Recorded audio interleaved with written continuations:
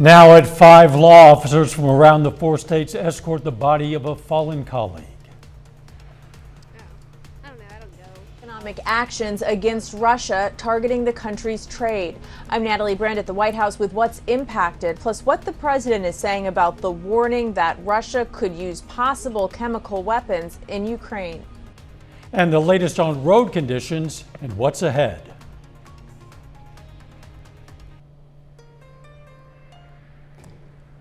First responders pay tribute to a fallen officer with an honor escort. This is KOAM News at 5. Joplin police today escorted the body of Corporal Ben Cooper to Springfield, Missouri. The fallen officer who died Tuesday in the line of duty will have an official autopsy before he's laid to rest.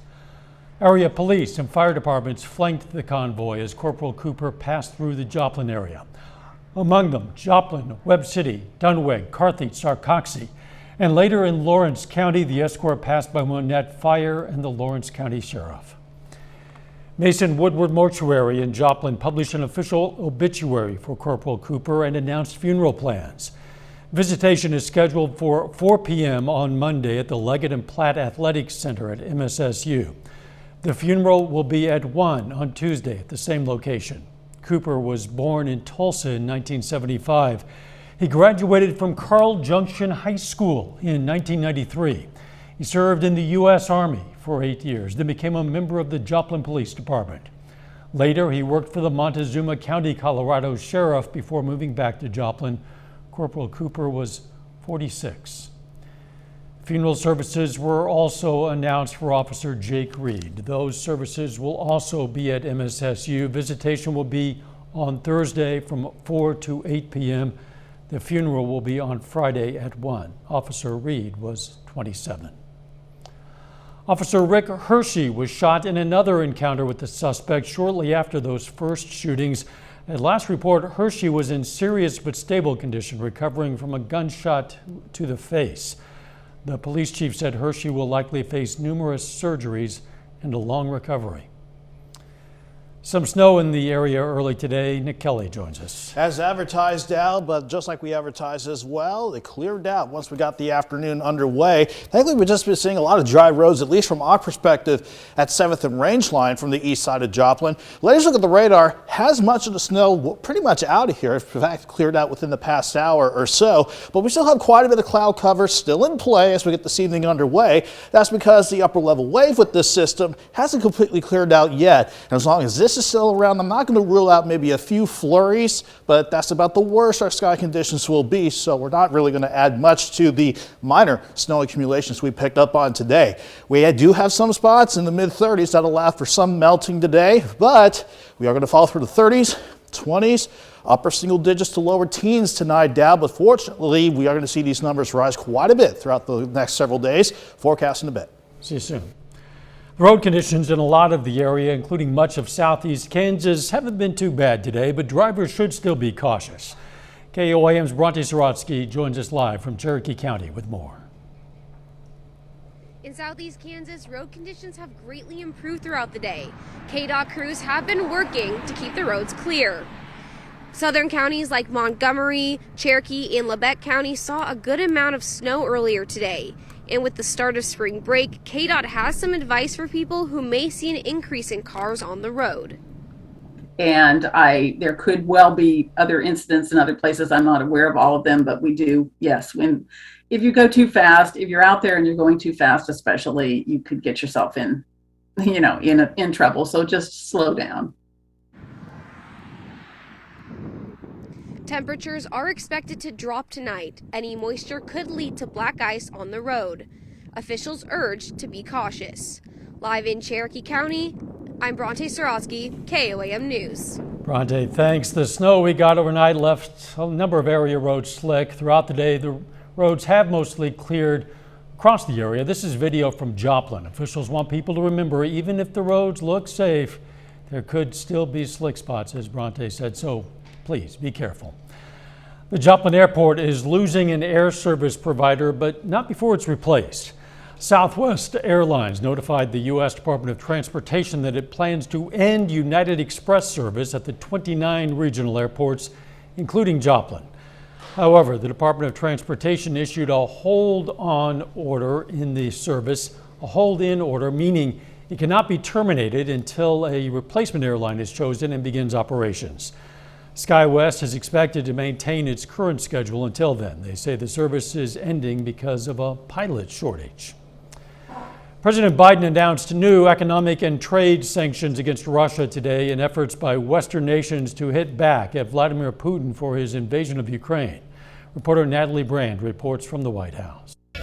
As Russia widens the war on Ukraine, President Biden and international allies are ramping up efforts to squeeze Russia's economy. The president said the U.S., the G7, and European Union are jointly taking steps to revoke Russia's most favored nation trade status, a move that would bring higher tariffs to a range of Russian goods. Doing it in unison with other nations that make up half of the global economy will be another crushing blow. The president also said the U.S. will prohibit the import of Russian diamonds, vodka, and seafood, including caviar. He is the aggressor, and Putin must pay the price. Taking aim at billionaire oligarchs, the White House is also banning the export of American luxury goods to Russia, as well as imposing additional sanctions on Russian elites. The new actions come as concern grows over the possibility of Russia using chemical weapons in Ukraine. I'm not going to speak about the intelligence, but Russia would pay a severe price if they use chemicals.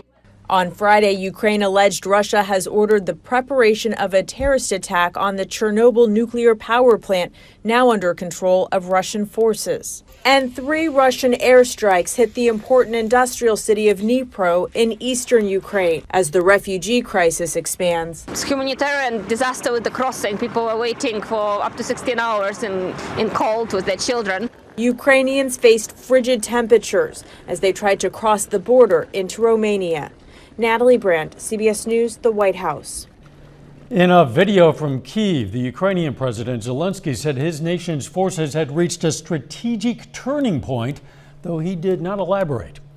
North Korea is stepping up its challenge to the U.S. in Asia. American officials say Kim Jong-un's regime has been test firing components of a new intercontinental ballistic missile. The country has ramped up its missile testing since the beginning of the year.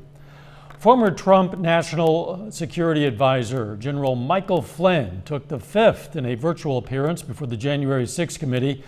Flynn originally sued to block the committee's attempts to interview him and obtain his records, but lost that fight in court. Committee members have called on the Department of Justice to prosecute witnesses who refuse to cooperate with their investigation. A species of spider originally from Southeast Asia is making its presence known in Georgia, the state of Georgia. Experts say they're expected to spread up and down our east coast. Now, scientists say Joro spiders can quickly spread because they can withstand colder climates and have no natural predators. But even though they are about the size of the palm of your hand, researchers say their fangs are so small they're highly unlikely to bite you, if that's any reassurance. Still ahead, a refund delay. The IRS says they have a backlog, and it may take a little longer for you to get your refund if you're owed one. I'm Deborah Alfarone in Washington with the ways the IRS says you can jump to the front of the line. But first, 2 years since the start of the pandemic, where we've been and what's ahead. Topping today's Health Watch, the global death toll from COVID-19 may be more than 3 times higher than official records suggest. 5.9 million deaths were reported between January of 2020 and December of 2021. The new analysis in the Lancet estimates global deaths may have reached 18.2 million during that period or more. Today marks 2 years since the World Health Organization declared the coronavirus pandemic. Since the Omicron surge around the holidays, COVID-19 cases are declining and mask mandates are being lifted. Dr. Malika Marshall has more on what we've learned and what might be ahead. 2 years ago, the world was facing down a new virus with many unknowns, especially that it was capable of spreading so easily. We already knew enough about it to know that it was going to be serious. And it proved to be serious. Nearly 80 million have since been infected, and more than 950,000 have died. As the United States and the rest of the world experience surge after surge, from variants like Alpha, Delta, and Omicron. Don't know enough. Dr. Bill Hanage is an epidemiologist with the Harvard T.H. Chan School of Public Health. Everybody wants to know whether there is another variant coming. And I'll tell you what, I don't know. But I will tell you that I never bet against natural selection.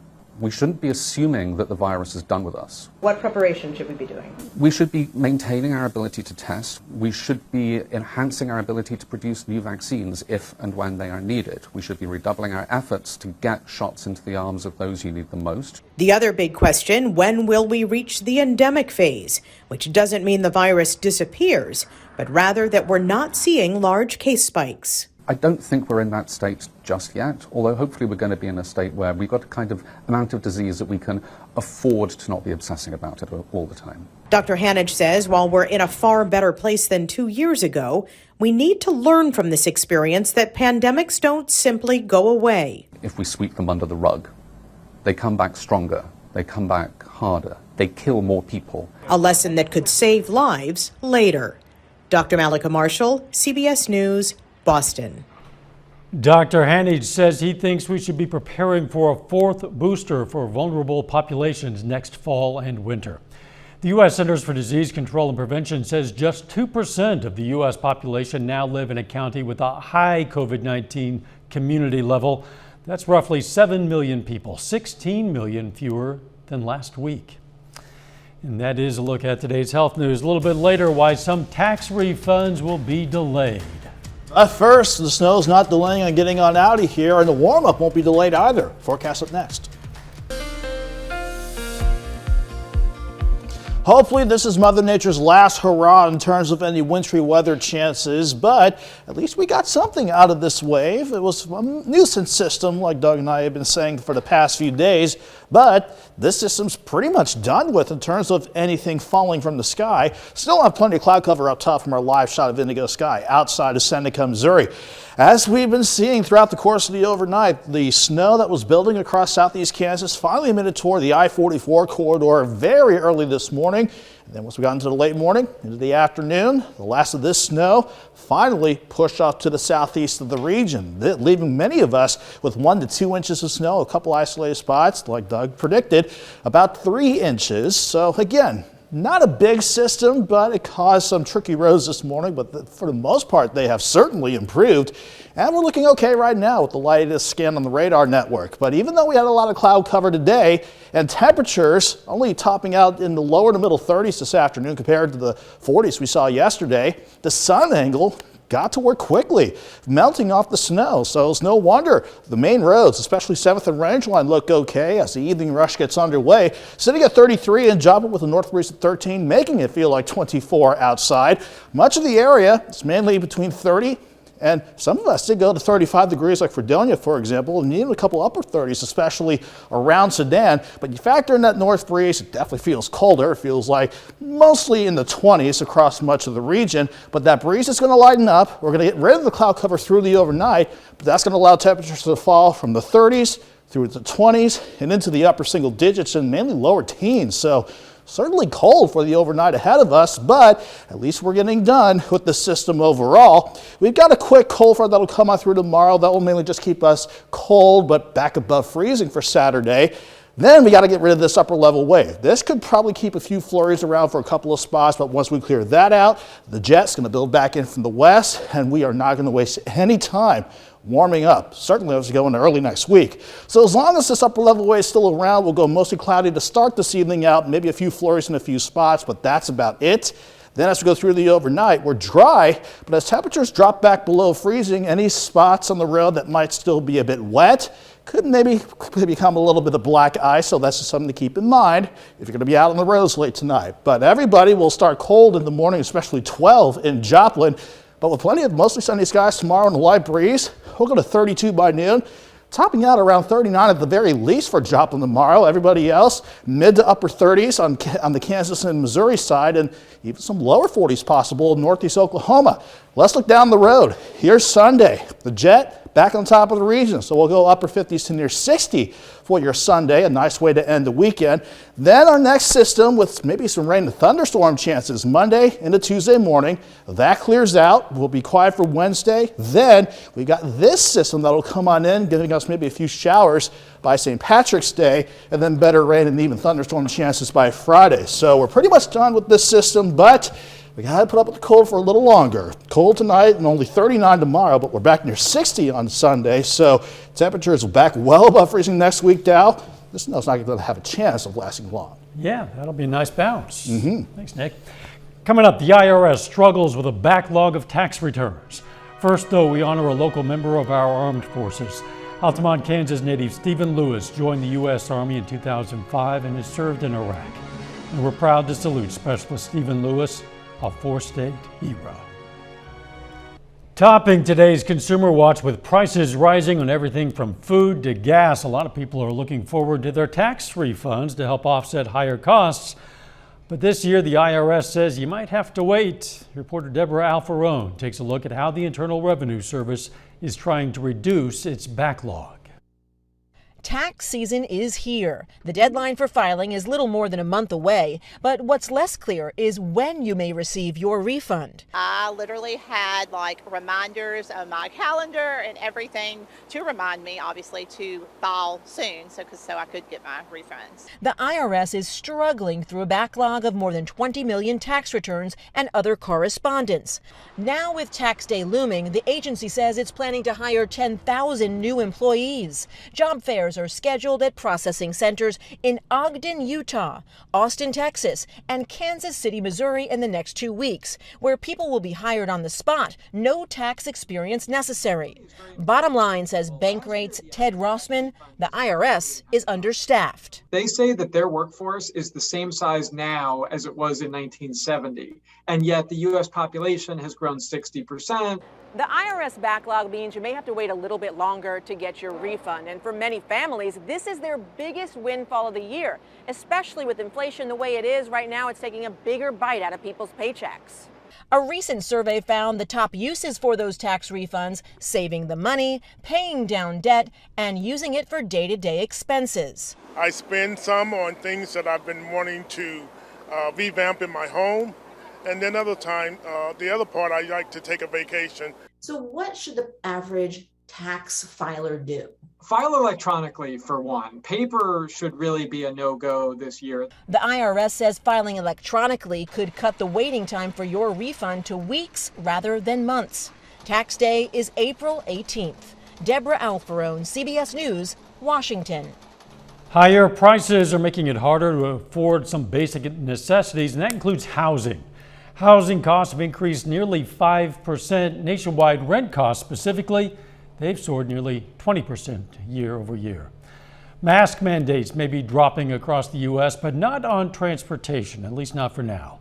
The TSA says masks will still be required on planes and public transportation, including buses and trains, through April 18th. And a return to the workforce is leading to a boom in brews. According to a new survey from the National Coffee Association, 2/3 of Americans are now sipping on a cup of coffee daily. That's up from 58% just last year. Final check of the forecast next.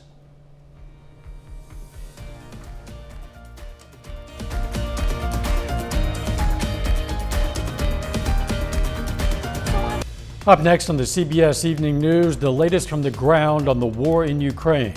Then on KOAM News at 6, details on the JPD's plans to retire the radio numbers of the fallen officers. Plus more on area road conditions and tips from experts on staying safe. And lawmakers in Oklahoma are advancing several bills aimed at restricting abortions.